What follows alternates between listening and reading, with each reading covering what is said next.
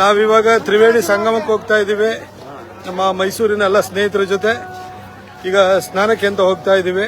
ನೆನ್ನೆ ಅಯೋಧ್ಯೆಗೆ ಹೋಗಿದ್ದು, ಅಯೋಧ್ಯೆಯಿಂದ ಈಗ ಪ್ರಯಾಗ್ರಾಜ್ಗೆ ಬಂದಿದ್ದೀವಿ. ನಾಳೆ ವಾರಾಣಸಿಗೆ ಹೋಗ್ತೀವಿ. ಅದ್ಭುತವಾದಂತಹ ಒಂದು ವಾತಾವರಣ ಇದೆ.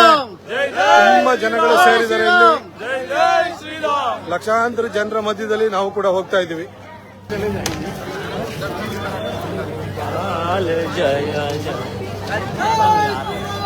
जय श्री राम, जय श्री राम, जय जय श्री राम, जय श्री राम.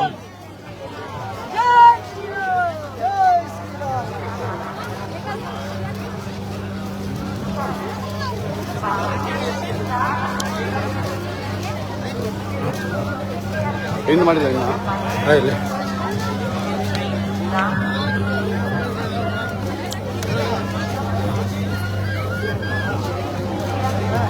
ಎರಡು ಮೂರು ದಿನ ಹಿಂದೆ ಅಂತ ಗೊಂದಲ ಇವತ್ತೇನಿಲ್ಲ. ಸಾಕಷ್ಟು ಜನನು ಕಮ್ಮಿ ಆಗಿದ್ದಾರೆ. ನೀವೆಲ್ಲ ಬಂದು ಆರಾಮದಲ್ಲಿ ಇಲ್ಲಿ ಉಳ್ಕೊಂಡು ಸ್ನಾನ ಮಾಡ್ಕೊಂಡು ಹೋಗ್ಬೋದು.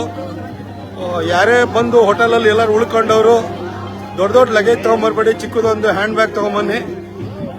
ಇಲ್ಲಿ ಬಂದು ಸ್ನಾನವನ್ನು ಮಾಡ್ಕೊಂಡು ನೀವು ಹೋಗ್ಬೋದು. ತುಂಬಾ ಗೊಂದಲಗಳಿತ್ತು 2 ದಿನದಿಂದ. ಇವಾಗ ಆ ಥರದ ಗೊಂದಲಗಳೇನೂ ಇಲ್ಲ. ವಾತಾವರಣ ಚೆನ್ನಾಗಿದೆ. ಆಮೇಲೆ ತುಂಬಾ ಚಳಿ ಆಗುತ್ತೆ ಅಂತೇಳಿ ಮನೇಲಿರುವಂತ ಎಲ್ಲ ಹೊದಿಕೆಗಳಿಂದ ಹೊರಗೆ ಹೋಗ್ಬೇಡಿ. ಸಣ್ಣದೊಂದು ಜಾಕೆಟ್ ಸಾಕು. ಅಂತ ಏನ್ ಚಳಿ ಇಲ್ಲ. ರಾತ್ರಿ ಹೊತ್ತು ಸ್ವಲ್ಪ ಚಳಿ ಇರುತ್ತೆ. ತಲೆಗೊಂದು ಟೋಪಿ ಮತ್ತೊಂದು ಜಾಕೆಟ್ ಇಟ್ಕೊಂಬನ್ನಿ.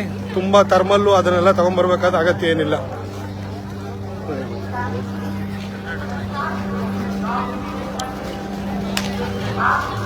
फाइनली संगम द्वार